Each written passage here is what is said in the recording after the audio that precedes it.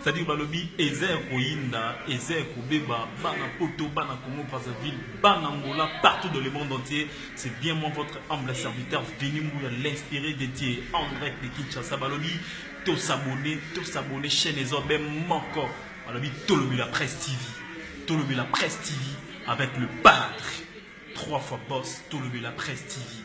C'est-à-dire, il y a mon émaram. Il y a une émission tout fumula masolo. C'est-à-dire, tout s'abonner.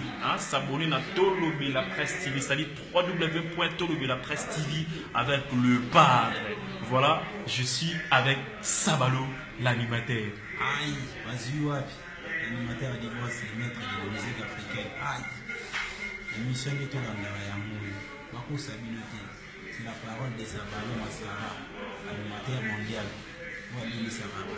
Akufea tsege testament baoyo babimaki na ye mitani bangoliste bimi bache maboko na moto bakokende longo mitisinga matene mwane maskara mwana kolinga mwasi na butu te nzambe monini ekosa yo te ntango mosusu bote na ye ya maskara bakonzebenele miso tolandaka nde yango ya bakosa bino te ai ouais Sabalo eza lobi Sabalo confirmé balobi Tolobi la Presse TV Tolobi la Presse TV nde maramu sadi solinganga vraiment ça dit sentiment abonné déjà sur Bakisani pourquoi pas de saluer 3 fois le patron le plus célèbre l'homme celui qu'on appelle le padre donc un patron encore simple patron mon roi au sol c'est-à-dire tous s'abonner en France Belgique Angleterre États-Unis d'Amérique tous s'abonner